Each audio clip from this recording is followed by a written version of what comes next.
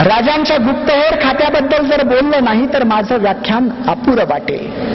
प्रातिनिधिक म्हणून सांगतो, कारण राजे हा इतका मोठा विषय आहे की अखंड आयुष्यभर त्यात गुंबत राहिलं तरी काय सांगावं, 1-1.5 तासात काय सांगावं. सुरतेतल्या गुप्तहेर खात्याचं उदाहरण, राजांचं गुप्तहेर खातं कसं होतं. बहिर्जी नाईक सुरतेच्या लुटीच्या वेळी काय काय केलं, या बहिर्जीनं कोणती कोणती सोंग घेतली हो. बहिर्जी सुरतेत गेला, बहिर्जी बोहरा, हाजी कासम, हाजी सय्यद बेग, सय्यद शहीद बेग, मुल्ला अब्दुल जाफर, हे जे सगळे धनाढ्य व्यापारी आहेत यांच्या समोर हा बहिर्जी कटोरा घेऊन जायचा. ते बिचारे याच्या कटोऱ्यात काही पैसे टाकायचे.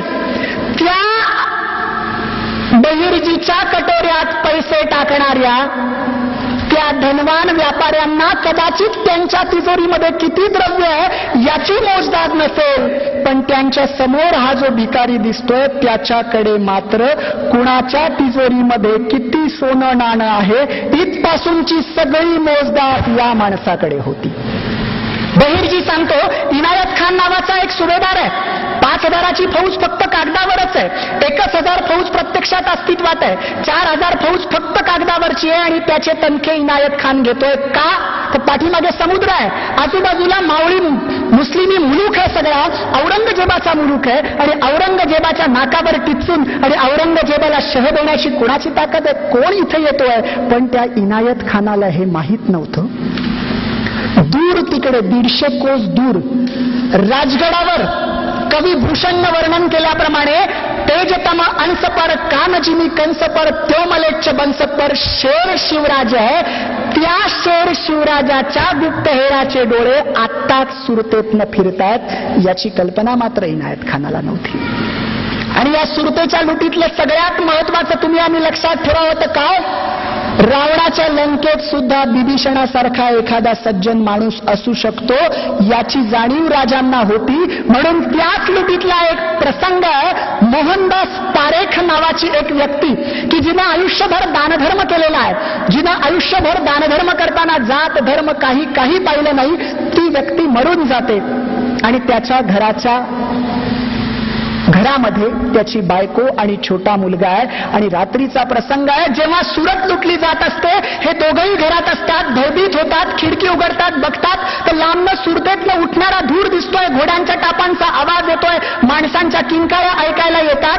आता आपलं काय होणार, आपल्या घराला जर गराडा पडला तर आपण काय करायचं, अशा अवस्थेत असतानाच घोड्यांच्या टापांचा आवाज येतो आणि संपूर्ण घर वेढलं जातं, दरवाजे लावले जातात, खिडक्या लावले जातात आणि ती स्त्री भयभीत होऊन घरात बसते, बेशुद्ध अवस्थेत जाते, काही वेळानं शुद्धीवर येते,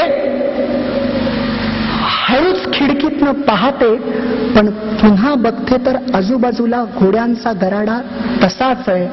शेवटी सकाळ होते, सकाळी दरवाजावर टकटक केली जाते, हिच्या हृदयाचा थरकाप होतो, घाबरत घाबरत ती दरवाजा उघडते आणि समोर बघते तर एक व्यक्ती हात जोडून उभा, भीत भीत विचारते काय, तेव्हा ती व्यक्ती सांगते, बाई घाबरू नका, मला प्रतापराव गुजर म्हणतात, राजांनी मला आपल्या संरक्षणासाठी पाठवलं होतं, राजांनी सांगितलं होतं की अख्खी सुरत लुटली जात असताना या घराच्या इटेला सुद्धा धक्का लागता कामा नये, बाई मी आता येतो.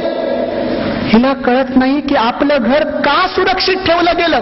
ती प्रतापरावांना म्हणते मला तुमच्या राजांकडे यायचंय आणि तेव्हा ती स्त्री राजांकडे येते आणि विचारते की माझं एकटीचंच घर का सुरक्षित राहिलं. तेव्हा राजे म्हणतात, मोहनदास पारेख तुमचे पती ज्यांनी आयुष्यात कधी जात धर्म पाहिली नाही आणि सगळ्यांना दानधर्म केला आणि मोहनदास पारेख काय होते ते कदाचित त्यांच्या बायकोला माहीत नसेल, ते महाराष्ट्रातनं आलेला राजा तिला सांगत होता.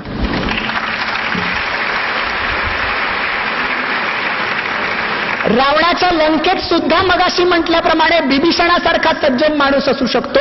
राजांची भूमिका परकीय मुलखात लुटालूट करताना सुद्धा ही होती, म्हणून राजे महान होते. म्हणतात, 1 रुपया मी जर तुम्हाला दिला आणि तुम्ही मला दिलात तर दोघांकडेही 1-1 रुपयाच राहील, पण 1 विचार मी तुम्हाला दिला, तुम्ही 1 विचार मला दिलात तर 2-2 विचार आपल्या दोघांकडेही होतील.